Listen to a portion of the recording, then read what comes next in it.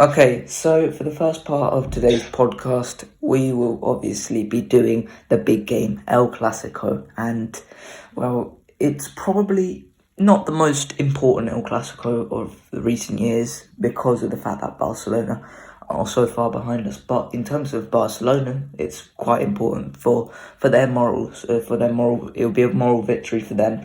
And also, they quite need it for Champions League qualification. It would really help them. So it's less important for us, but it's really important for Barcelona. Not just because it's a win against Real Madrid, but it's also key to their qualification. So in that way, Barcelona may be a bit more motivated. But of course, I'm sure the Real Madrid players will be motivated as it's El Clasico. And these type of games, it's always going to be on the players' minds, a week before the game, a couple of weeks before the game, because of the fact it's such a big game.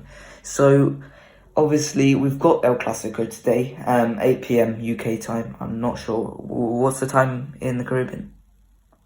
Well, it's 4 p.m. Okay, 4 p.m. So it will be that big of a game, as usual.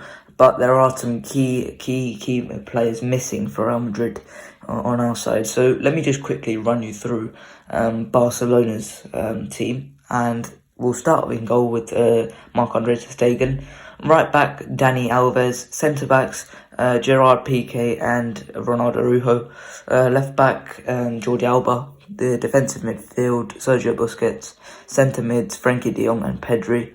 Right wing, Dembele. Left wing, Ferran Torres. And up front, Pierre-Emerick Aubameyang. So, it's a good side for Barcelona. These players have really improved. So what do you make of Barcelona's team, and what do you make of their most impressively in the last few weeks, months, their attack? Yeah, even under Xavi, when Xavi came in, this team struggled a bit, to find goals to be consistent defensively. But in the January transfer, they did get in a few players who helped them out a lot in terms of attack specifically. I think they can be a bit more explosive, a bit more versatile. They can switch things up with their attack because, of course, Dembele. Of course, he was maybe the only guy who could have done that with his speed. Could have offered something different. But now you have Adama Traore, you have Aubameyang, who is quick, and he is a goal scorer. They had Aguero, of course, but he was injured, and had a hard to see. And of course, Aubameyang, he is faster than Aguero. He has something different, and of course, he can finish as well. So I just think that they are now finding a good, perfect mix in terms of controlling possession and knowing how to attack, and they are a bit more versatile in their attacks. So that's a bit concerning, the fact that they have a lot of talented attackers. And of course, like you said, we have players missing like Mendy, and Mendy would have been such an important player tomorrow. So that's a big issue for us. Yeah, and one thing is really impressive for Barcelona is obviously got the front three there, Dembele, Ferran and Aubameyang, but behind that you've got quite a couple of very, very good players, including Adama Traore, Memphis Depay, players like that who are very, very good. Gavi also on the bench. I don't rate Gavi as much as maybe other people do, but that probably has a bit to do with he is a Barcelona player. But of course, that attack is versatile. It's got different players who are capable of doing different things. You can see Dembele there, who's a very, very good dribbler, who's very, very he likes to cut in. He's quite technical with his dribbling. But then you've also got a battering ram in Adama Traore, who just poses that much of a problem with his pace and strength. So that's obviously a huge thing for Barcelona. So how do you think that could affect the game with Barcelona's options? Because we saw midweek against Galatasaray, perhaps Adama Traore wasn't working, and Dembele just came on and to change the game for Barcelona. So how do you think that could affect the game? Yeah, because the big issue is, of course, they have many options. Their options actually are doing well. If you compare to our depth chart, I think after Vinicius, Rodrigo, and even Asensio, despite his performance in the last 2 weeks, we haven't had nothing much, So I just think that that's a bit concerning because they have all the firepower for tomorrow's match, and of course, our fullback isn't available. Our other fullback on the other side is out of form. So you can definitely say that Barcelona favorites to score some goals. I'm not saying to win the game, but to score some goals because their attack have actually been producing. Even if one doesn't produce, someone will come on and maybe try and change a game or have something different to the other player. If you compare it to Madrid, it's Vinicius on one side. Rodrigo would perform on occasions, and maybe Asensio isn't at his best at the moment. So after those three, I'm not too sure who you can call on. So like I said, that's a bit concerning. Yeah. So we've all obviously talked about Barcelona's attack. Let's move on to their defense now. When I looked at the reports for Barcelona's expected lineup, a lot of reports were saying that Eric Garcia would replace Araujo in defense after he's dislodged him in the last few weeks. I personally don't buy that because I really don't think Eric Garcia is a great defender.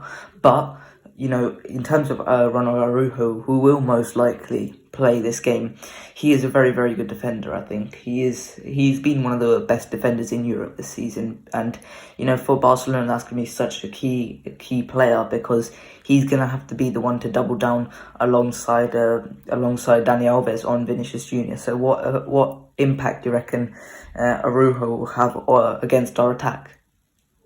Yeah, I think he's something like the Militao of their side. I was thinking of that the last time I played them. I think that's maybe his style of play a bit more. So yeah, of course, if he is there, of course, he isn't the best of passers. Like how Barcelona would want him to be. But that would be less important if we're going up against Vinicius, because of course the first thing a defender should do is of course defend. Of course, if Real Madrid have quick attackers, especially between the fullback and the centre back, like Vinicius, how he scored the goal in the Super Cup, or the runs that Vinicius made down those channels in the past. I think he gave Mingueza a lot of trouble in the past, so Araujo could definitely have an impact because he's a bit faster, he's a bit more aggressive. So yeah, I think he can make an impact. Yeah, okay, so now let's move on to our lineups for the game. I think this is going to be very key because there are, as I said earlier, there are very, very key players missing for this game. So this is not going to be an easy task replacing them, including the main man Karim Benzema. So starting goal, Courtois. What importance do you think Courtois will have in this game? Well, I think Courtois have actually developed as a leader over the season. Of course, with Sergio Morsan leaving, he's one of the senior members in that defense now. So of course, it's easy enough for him to make an impact, to maybe talk more and share his ideas more. I would believe. So yeah, and of course he's been quite good. I'm not too sure the exact stat, but I know we haven't considered an open place since January 13th. And I'm not too sure I know our defensive record has been quite good as of late. So that's a positive, So that's something that we should be happy about. Yeah, okay, so right back now, Dani Carvajal, he's quite out of form, isn't he? As you pointed out earlier. But his direct opposition is Ferran Torres. Maybe not the most skillful player, as if you would play against Dembele on that side, but Ferran Torres is quite clinical. He's a smart player, and I think that could cause a little bit of a problem for Carvajal. It's not something that he struggles with as much as maybe a quick pacey winger like Mbappe did to him when we played PSG. But I think Carvajal has to keep a lid on Ferran Torres. So what importance do you reckon Carvajal will have in this game? Yeah, like you said, playing whether it's against Aubameyang or Torres, it's not the same as playing against Dembele, or Mbappe, to be fair. So it's a bit easier. It's going to be a bit easier for him in terms of one-on-one defending, etc. He still has to keep his head on. He still has to not make any mistakes like give away penalties or be out of position. The good news is that it's not a game where we have to win and have to chase the game from the first minute. So he doesn't have to be high on the pitch and give his position away. So however, even if he does, we have Casemiro back, and we know that's his skill set, that's his bread and butter, basically. Just covering spaces, cutting out lanes. So that's what I will get back to that after. But I'm just saying, a defensive material like him is important. For example, when Carvajal is pushing higher, I do believe that Carvajal will have a better game. That depends on who is ahead of him. So. And of course, as a fullback, it's a bit concerning that you're saying the game depends on who's playing ahead of him or who's covering for him, who's helping him out. That's how a lot of teams strive in big matches. For example, I remember in the past when Liverpool, this is just an example, when they would go 1-up or 2-up and have to try and hold the lead. Jurgen Klopp would make some adjustments to help out Trent Alexander-Arnold, whether he brings on Joe Gomez or he brings on a different winger and puts Salah in the middle, or he has another midfielder to help out his fullback. So that's what I think Carvajal is at the moment. He needs someone there, to cover him and also help him with the right flank. Yeah. Okay. So let's move on to the two centre backs. Militao and Alaba, first of all, yeah? Well, for me, I actually think I'm going to go Militao. I'm not sure for this one. And I would just pick Alaba at left back, because the truth is I don't trust Nacho going up against Dembele or Adama on that side. I think it would be a mismatch. However, I do believe that Militao, it won't be a disaster, but it's a mismatch. And Alaba will have to be doing a lot of covering, and this year will have to be doing a lot of tracking. So I would like to see Nacho play centre back with Militao. At least to play centre back against Barcelona last year, they did well. So I think that's maybe the best option we can do. I'm not too sure if he might try Nacho at left back for the opening 10 minutes and see how it goes, and he may switch it up after, but that's a concern for me. That's why I might go Alaba at left back. Or maybe he can just try Nacho at left back for the first 10 minutes, see how it goes, but I'm a bit scared if we play Nacho. If I'm being honest, I'm a bit scared that Nacho might struggle against Barcelona's attackers on left back. Personally, as we saw against PSG, well, it's not as quick, with Messi or Neymar, but nonetheless, it's still Messi and Neymar, and I think Nacho defended quite well in that game, and I think he attacked quite well, to be fair to him as well. So I think he, in terms of a natural defender, I think, in terms of winning back the ball, I think he's better than Alaba. It's close. Alaba's obviously the better left back, but I think Nacho, we saw last time in the Super Cup, we played Nacho left centre back after Alaba's absence in that game, and it was kind of a disaster. I think he went for he tried to stop the attacks at his route too much, and I think that with Militao also wanting to do that, I think it opened up the defence behind, and I think we saw Barcelona getting in behind quite a lot during that game. I think if we did that again, they've got much more clinical attackers now. Before it was Luke De Jong, and now it's Pierre-Emerick Aubameyang. So I think if we did play Nacho in this game, I think that something similar could unfold, and I really don't fancy Aubameyang coming up against Courtois 1-on-1, because I really think Aubameyang could have a nice day out today. So that's why for me I would put Nacho left back instead of centre back, because he would be a bit of a less of a liability if he was left centre back, to be honest. And I think Alaba, it would. for me, I think if he was covering, I reckon he could do a bit more of a just sweeping up behind him. I think that would be a lot more useful. So that's for me. That's why I would put Nacho there. So yeah, I do understand your points as well. So defensively.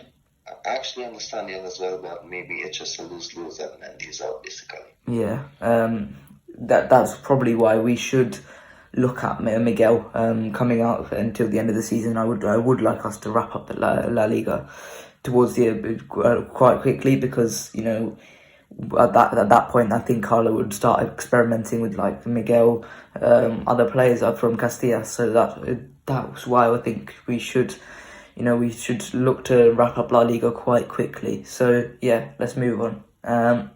Defensive midfield. Obviously it's Casemiro here, surely. Yeah, I've gone for him as well. You know what he does on the field as well, and against this Barcelona attack, I think he's going to be important. Yeah, and in terms of game management, I think he could be very, very useful just to wind up this Barcelona team. They're quite young, and that midfield, De Jong and Pedri, they're quite inexperienced. If there's just Casemiro nibbling away at them every time they went forward, I think they could get quite annoyed quite quickly. So yeah, I do think Casemiro should play this game, and he will be a very, very important player here. So the other two centre mids. Now I raised that point about Cruz a couple of weeks ago. I've seen a lot more people talk about it as well now, a couple of weeks later, about the fact that Cruz is becoming a little bit of a liability. It's split Real Madrid on Twitter. I've seen that quite a lot.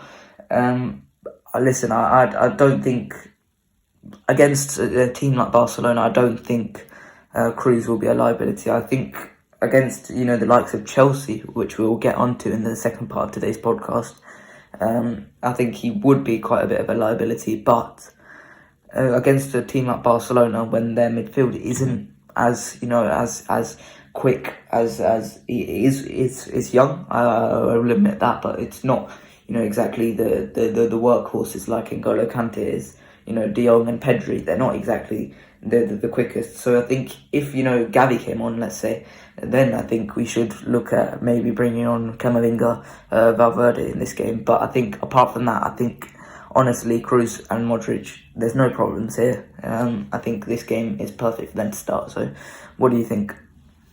Yeah, Anthony Cruz did dominate the midfield in the last game, of course, in Camp Nou. So of course he's always good against Barcelona. Ever since he came into this team, he has always been important against Barcelona in terms of our best players of possession. So yeah, Cruz and Modric will be important.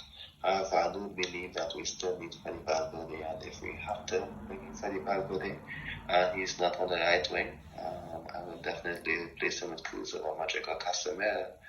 But I don't think Cruz should be benched for this game. And I also don't think Valverde should be chopped or Valverde shouldn't play. So I would just say one thing: because Benzema is out, we can afford to maybe move the right winger Ancelotti is planning to play into the centre and put Valverde out there. Just to give us a bit more drive, intensity, and of course, like I said, Carvajal's performance depends on who's ahead of him. Valverde, of course, will definitely make it easier for him. And of course, if Valverde is coming on that right hand side, it allows Casemiro, to maybe shift out to the left a bit. If we have like Valverde and Modric covering the right hand side, Casemiro could, of course, maybe focus on shifting to the left and covering the fullback on the left, similar to what he did for Marcelo in the past. So I can't see the midfield tree being dropped, but I'd like to see Valverde play, and if not Valverde, Rodrigo on that right hand side. Yeah, personally, I've gone for Valverde on the right wing. I think this guy just loves El Clasico. I've seen the number of high class performances he's put into El Clasico. The last time he scored the winner. Previous to that, he really didn't play in that match too much. But before that, the game against Barcelona in the Camp Nou where he opened the scoring. I think it was in the Camp Nou anyway, but he opened the scoring in that game, and then the reverse fixture last season as well. Well, I forgot the name of the stadium, but the Stefano. Valverde did really well in that game as well. He was full of drive in that game, and I think he really did well there. So this guy loves El Clasico. He loves to play against that Barcelona midfield and run the show. And I think against Jordi Alba, there will be spaces to be had. For Xavi, Jordi Alba is basically a left winger, and I think because of that, you've got to trust Valverde to just exploit that space behind him. And for me, for my striker later on, I think if you put a few crosses in, he will go for it, and I think Valverde would be quite good for that. So also if we need to double down at that right back, I think Fede Valverde is going to be the most useful there. So I think, that for me, that's who I've gone for. Who have you gone for at right wing? Yeah, like I said, I've gone for Valverde and the right wing because I don't think we should remove anyone of Kroos, Modric or Casemiro, and I think Valverde has to start. He's been one of our best players in the Clasico in the past few editions. So I would like to see him start this game, and of course right wing is the best option for him. Not just for him, but for the team as well. So I definitely think Valverde should start at right wing. And do you think that if Ancelotti doesn't start Valverde, then of course there's something maybe wrong with his coaching tactically? Because I think, do you think if he doesn't start him, that maybe that's the case? Because of course everyone knows that Valverde has to play this game. It's quite clear, we can say. I don't think you can't really say he's wrong coaching wise, because ultimately he has the handle on the team. He knows the team the best. We can say that we know this, but ultimately all that we can see is the performances in the matches. He knows what he sees in training, in the matches. He knows how the players feel, how the players are ready for matches. He has the ultimate handle on this team. So ultimately, in that decision, he has full right to not pick Valverde. But Valverde is obviously has been one of the best players in El Clasico over the last few years, and I think because of that, he has to play. There is no excuse for this whatsoever, because ultimately Valverde has been excellent, and he deserves it. He deserves this match. Even if he had no reputation in El Clasico, he deserves the match based on his last few performances. One thing I really like is Valverde, because we've pointed this out so much. I've never seen him have a bad performance at all. I've never seen Fede Valverde have a bad performance, and I think that is why I would start him. In this high intensity match. I definitely see Carlo Ancelotti just saying, actually no, we'll start with Casemiro, Kroos, Modric in midfield, and we'll just wait along for Fede to come on later, and play Rodrigo on the right or Asensio on the right. But for me, Valverde has to play on that right wing. Yeah, but I think so as well. But that's the thing. I do believe that in the past this season, a few games we have struggled a bit, and Ancelotti has to depend on making the substitutions, to change a game. And of course that can work against teams who is a bit lower down on the table. And of course you can afford to take the hit in the first half and say, okay, well, we're not playing well. Let's see what we can do in the second half. Let's go back also the same team. Let's see what happens. Then we will make some substitutions.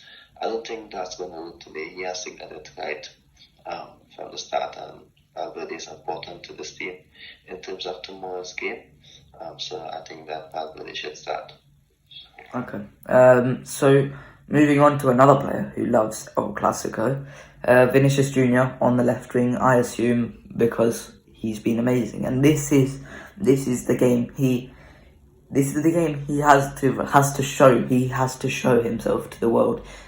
Ultimately, before this, he has been, he's been fantastic, but I think people still have doubts about him. If he goes out there and puts in a masterclass without Benzema in El Clasico, that really projects him onto the world stage as the world-class player he now is. And I think that because of that, Vinicius Junior has to play this game and has to perform, because this guy has to show himself to be a superstar now, because this is the game. He can't depend on other players. If you're a superstar, you have to prove yourself without other players. And I think if he shows himself and he gets a goal today, he gets an assist today, I think he then proves that he can do it without Benzema. And I think that just elevates him even further. I think that's what restricts him right now. The fact that he really needs Benzema to perform to his maximum. If he can do that and just use Benzema as just to make him get that little bit better, even, I think because of that, I think Vinicius has to perform in this game. So what do you think? He did do that to an extent against Elche when Benzema was unavailable. He did score 2 goals. I'll get back to that Elche game in a few minutes when I talk about the next position. However, in terms of Vinicius, I definitely think that yes, he's scoring goals, but he does need that big performance, doesn't he? Against Liverpool last season, I think when he scored those 2 goals, it was more like, okay, yes, we know there's something in this player. I'm happy we can finally see it on the big stage. Maybe that's the game he can come out and be a better player. It did help to an extent. However, I do think, like you said, he never had the moment where he has turned into a superstar with that big important match. I don't think he's a superstar yet. I can still see a lot of flaws in his game. In terms of sometimes some of the decisions he makes sometimes, and that's gotten a lot better this year. Trust me. Since the first game against AC Milan this season, when he came back, I said, you know what, he's looking way better. His decision making is way better. But in terms of not his decision making, it's so weird that I said decision making. Like sometimes maybe a few aspects of this game is lacking compared to the superstar like Kylian Mbappe. That's all I'm trying to say. His decision making gotten a lot better, and sometimes he has to make those decisions, but he's an attacker. He has to attack, and of course he's going to lose the ball sometimes and make mistakes because they have to make decisions in a split second sometimes. So I'm not going to say his decision making, but he's not a superstar yet, like Kylian Mbappe, because he never had that big match where he announced his name. Where he said, okay, I can take a step forward. I never had that much. So I think it's a bit unfair, to say. Just expect him, to be a superstar when he isn't really like a superstar. He can be a superstar, and that's why these games is important for him. In last season, you can see Kylian Mbappe scored. I'm not too sure how much goal he scored against Barcelona in the first leg, but he completely dominated them, and that's the kind of performance we need from Vinicius today, I should say. Yeah, and I think Vinicius here, it's going to be so important for him to perform. But one thing that's going to be really, really important is who we select up front.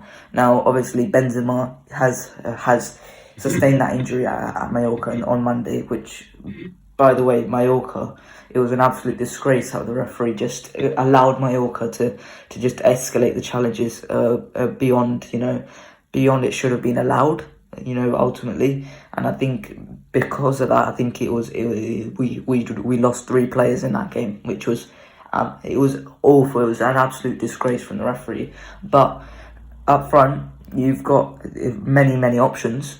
Let me just run you through some of the options. You've got Isco as a false 9. You've got Hazard as a false 9. Asensio as a false 9. Jovic as a normal 9. Bale as a false 9, or Mariano as a normal 9. So you've got many options there. None of them particularly exceptional, but nonetheless there are options. And the problem is Carlo has isolated these players to the point where now he needs them. They're not match fit. They're not sharp enough for this game, and I think that could be really bad, because say if we just brought in Hazard for this game, would he lack that certain match sharpness? With that touches, would he look a bit lethargic during this game? So who are you going for up front here? Because there are many options, none of them exceptional, but there are options that will provide different things. So who have you gone for? Yeah, answer, I would like to say it seems like there's no wrong answer here because none of them is quite exceptional. You can say here you can play Chico or Asensio as a 9, however they're not strikers, and that's not going to get the best out of them in the number 9 position. So I would say there is no wrong answer for this. Even if someone comes to me and say, let's play Mariano as a 9, because I did say before that Ancelotti is trying that.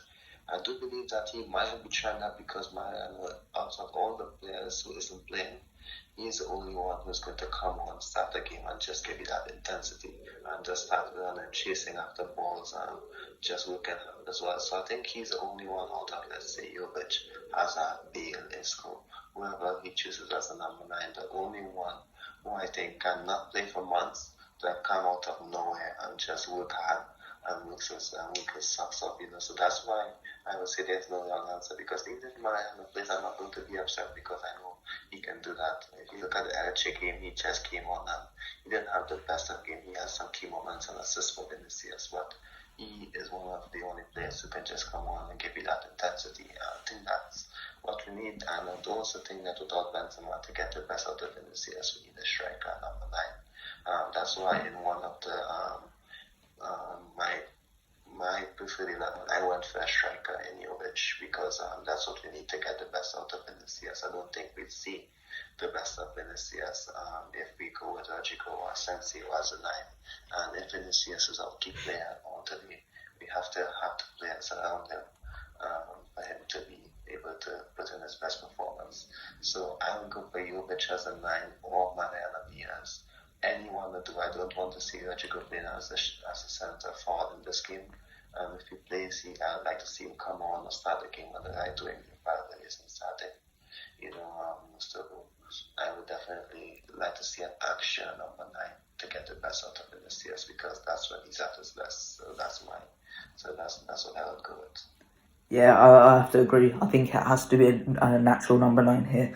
No Hazard, no Bale, no Asensio here, because ultimately, as you said, the key to victory is not here with the striker, it's with Vinicius Junior, and whatever gets the best out of Vinicius in this game, we have to do. And for me, that striker is Mariano Diaz, because, as you pointed out, the only guy who's there who you can see just doing something after months out of not playing is Mariano Diaz. And I think it can be quickly forgotten, but Mariano Diaz is the person who started this 5-game streak against Barcelona. He is the guy who started this. He is the one who scored the second goal in that game against at the Bernabeu, which was the last time we played Barcelona at the Bernabeu. He is the one that started this streak, right? And I think because of that, you've got to trust Mariano here. And I think, as you pointed out, he will run. He will run endlessly for this game. He will just fly into challenges. He will just head anything that comes his way. He'll just pass to Vinicius. He'll shoot from anywhere. He will wreak havoc against that Barcelona defence. We're not talking about guys who are exceptional, world-class players in their defence, minus Araujo. But Piqué, he can be prone to a mistake. Alba, he can just be up the other side of the field. Dani Alves, he's very, very old, he's going to be very slow. And I think ter Stegen's prone to a mistake as well. So, Mariano Diaz, he will wreak havoc in that Barcelona defence. And that is why I really believe Mariano should play this game, because, ultimately, you can't say that. You can doubt maybe his quality, but ultimately, if you are a player at Real Madrid, you are not a bad player. If you put Mariano Diaz in, let's say, Espanyol, I reckon he could do the same job that Raul de Tomas is doing right now. Definitely. Yeah, and because of that, you can't. Any player that plays for Real Madrid is not a bad player. We make jokes about Mariano Diaz being a rubbish player, Jesus Vallejo being a rubbish player, but they're not rubbish players. They're not Real Madrid quality. That's the thing. But Real Madrid quality is so high, it can be forgotten that these guys, Mariano Diaz, he excelled for Lyon that season, 17-18. He excelled for Lyon. Excelled. He was one of their best players. How quickly that can be forgotten after he has a below average spell with Real Madrid. And I think personally, I reckon he would really cause havoc in that Barcelona defence, and I think that's why I would go for Mariano Diaz, because you can't blame his effort. You cannot blame his effort. He will give anything. He will work himself to injury, as we saw in that Elche game. He will work himself to injury, and ultimately that's the best. All we can ask for from him, because Benzema. There is no ultimate replacement for Benzema here. Bale, Hazard, Jovic, you can all say that they've got better ability, but they will coast through the game. If they will coast through the game, you can't be surprised. Mariano Diaz, he won't coast through the game. Even if he does something bad, he will not coast through the game, and that's why personally I would go for Mariano Diaz in this game. Yeah, of course, and I'll tell you what. Yes, I wanted him out of the squad, and that's because he wasn't playing, and that's because I believe that maybe if we get him out, we can have maybe another player in who can actually be trusted by the coach, and it's more for him than Real Madrid and for other players who deserve the opportunity.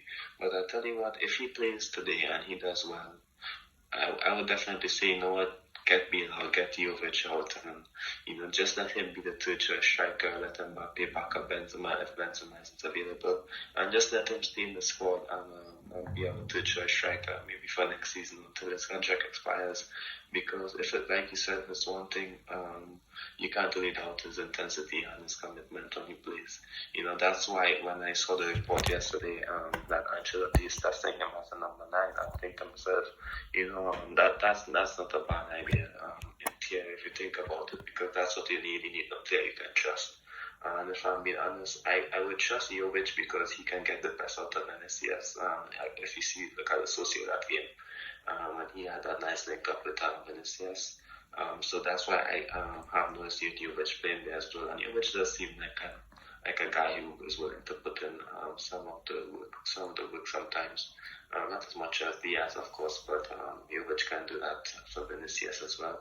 So like I said, it's either one of them, but maybe we can lean towards Diaz a bit. After what you just said, I think it makes perfect sense, and everything points to him as well. He also has the intensity as well. I would like to see him play. Even if he plays and he does well, I'd be happy for him. So yeah, I think you have a good case there. I would like to see what Ancelotti goes with. But like I said, I don't think he's going to go for Bale or Hazard or Isco as a number 9. I don't think that's what he should do. If I'm being honest, they're not hardworking enough. They don't have the intensity to match Vinicius, match Felipe Valverde, match Rodrigo. So yeah, maybe Diaz or Jovic it would be the best option. Yeah, just a quick word on Gareth Bale. A lot of people have been saying that Gareth Bale should start this game in El Clasico. It's a really tough one, because ultimately out of that option you can trust Gareth Bale to score the goal, probably the highest out of that list of players. But as you said, they don't work hard. Gareth Bale does not work hard. He's not going to work hard, and I think, would you sacrifice goals for intensity? That is my question to you. Yes, I would, because it's not like we are playing against let's just say a team let's just say we're playing Mallorca. It's not like we're playing them. We're playing a team that is kind of much better in terms of their attack, and they do play with intensity, Barcelona, as of late. So of course I would sacrifice that, and it's not like if you're saying, would you bench Benzema for intensity? It's Bale. Bale hasn't done much for us this season. Even when he started the season, people maybe thought he got a goal. I think he got an assist as well, but he wasn't that good. He isn't the main man, and if he isn't like the main guy and isn't playing much, and then he is not going to contribute. If people are going to say, yes, he scored a lot of goals for Spurs, but how long did it take him to get up to speed? And when he started playing more often, then he's going to start scoring like he did last year for Spurs. However, he's not playing much this year, so if he plays, I don't think he's gonna maybe do well. Maybe he might have an impact off the bench, but I would like to see Rodrigo on the bench, because I think he's one of our best impact substitutes along with Asensio. I do think Asensio is a good bench player when he comes on. He does well. That's why I would like to see Rashigo and Asensio on the bench, because these two off the bench would just give us something different, So not Bale, not Bale. I don't mind him coming on for the last 10 minutes, to have an impact, But I don't think anything more than that is maybe pushing it, is maybe hoping, for him, because let's be honest, he hasn't been at his best. Yeah. So that was it. Have you got anything else to say on this game? Obviously, it's such a massive game. So have you got anything else? Yeah, it is a massive game. It's not must win, but Ancelotti did say that. Well, he did say that, but in one of the reports, it did say that he is looking at this match as a final. That's important, because I do not want to lose this game. Yes, it's not must win.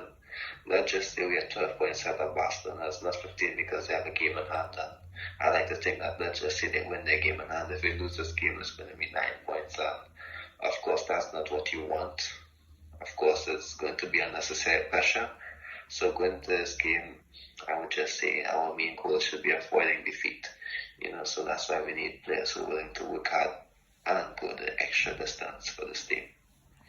Okay, so that's it for this part of the podcast. Next part, we'll do a quick draw reaction following the Chelsea draw in the Champions League quarterfinals. So join us after this short interval. Okay, so Champions League quarterfinals. We have drawn Chelsea in this Champions League quarterfinals, and it is an example us two use quite a lot on this podcast. The Chelsea game last year at Stamford Bridge, where we didn't really do that well, and we were overrun by Chelsea. I don't see a repeat of that happening this year, to be honest. I think we will put a bit more of a fight up that game, because that game, let's be honest, it was awful. I don't think there was anything good by us. We couldn't create anything. Chelsea just overran us in midfield. N'Golo Kante had one of the best games he's ever put in, and there's quite a few of those. And I think because of that game, we should be definitely looking for revenge. So, what was your immediate reaction after getting Chelsea in the quarterfinals?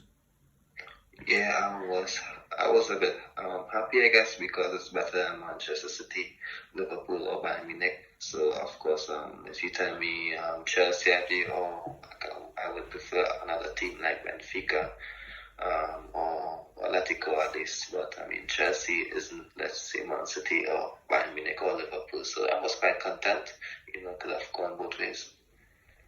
Yeah, it was similar for me. I think ultimately there was a lot of easier teams in the draw, but Chelsea ain't the worst. Especially in their current form, they're not in the greatest of form right now. They can't score too many goals, so I think this draw really does. It's it's a bit in the middle. I think we could have had a better draw, but we've got to thank the draw, because ultimately we could have had Man City, we could have had Liverpool, we could have had Bayern Munich, but we've got Chelsea. We could have also had Villarreal, Benfica, but in the end, we'll take Chelsea. We'll move on. We'll try and win this game, because this is, I think last year I think it was a bit more of a 60-40 towards Chelsea. This year I think it's definitely 50-50 to who goes through.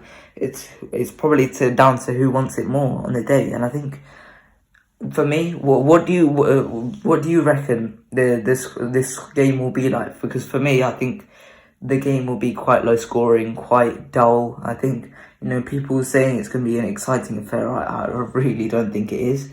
I think it's going to be probably low scoring, 1-0, 1-0s, 2-1s, rather than maybe a bit more of a exciting clash like we had against PSG. I think it will be quite a lot more dull, especially with Tuchel and Ancelotti. So what do you reckon the games will be like?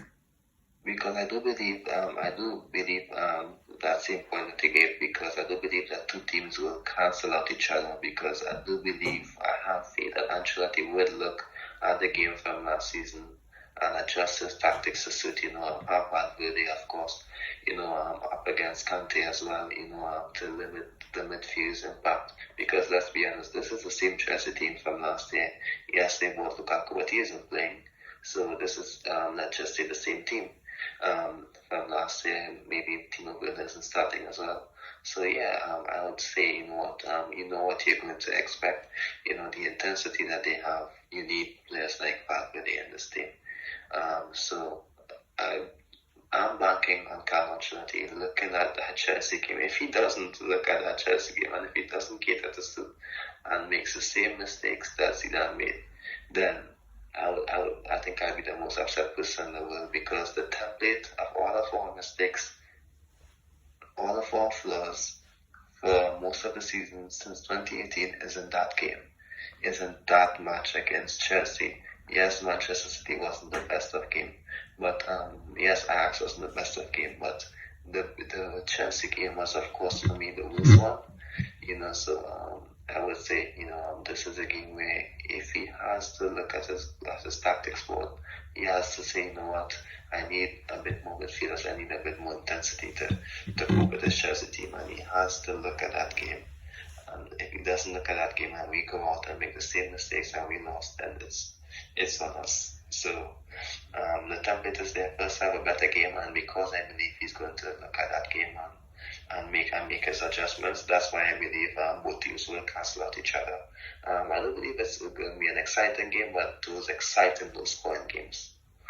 Yeah, one stat I found out was that no team knocked out Real Madrid 2 times in a row, and that's quite encouraging for this match. I didn't realise it was that good. I thought maybe 1 or 2 would have got us out twice in a row, but that is very, very encouraging. Especially with the likes of that from the Irish guy on YouTube, actually, which is a bit funny. Yeah, I watched that video as well. But that's a great record to have.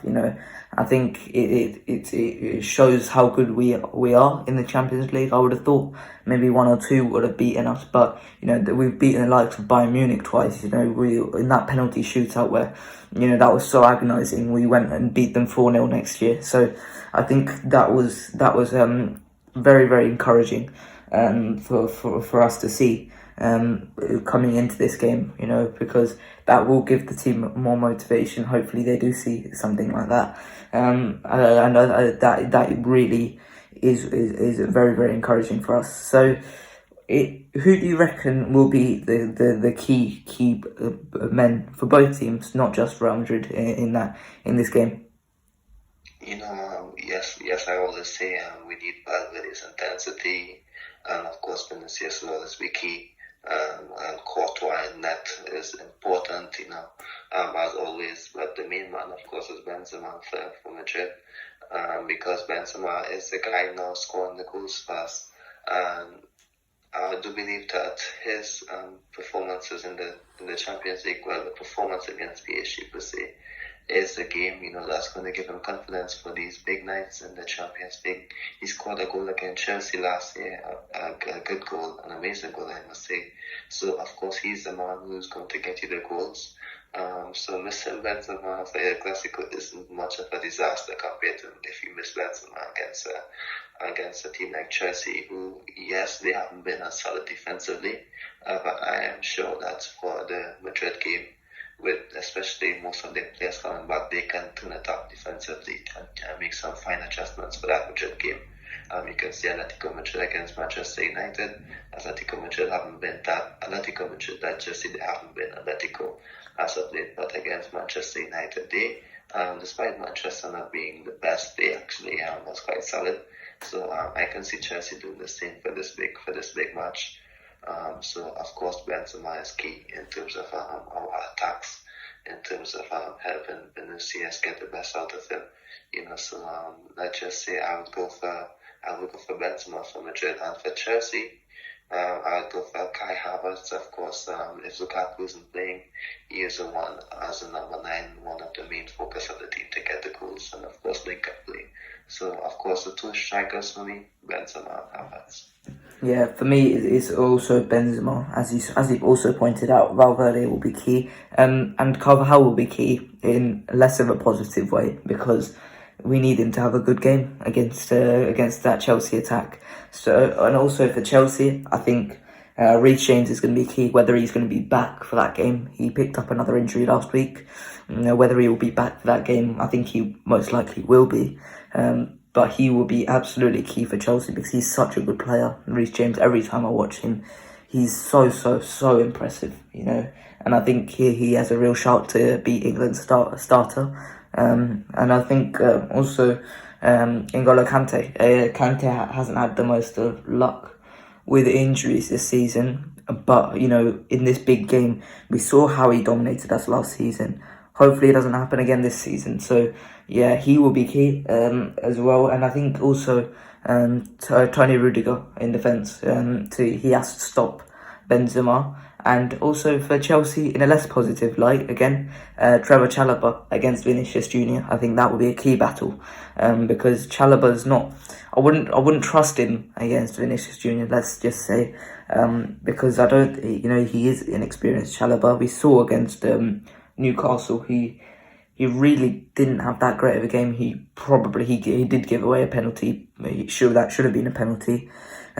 And I think he didn't really have that great of a game. So Chalobah, it could be a bit of a liability that we could look to pounce on. So that's just the quick draw reactions. Obviously, we'll do our preview of the game when it comes round. But that's it for this week's Los Blancos podcast. I hope you guys enjoyed, as of always. Like and subscribe, and I'll see you guys next week. Bye bye.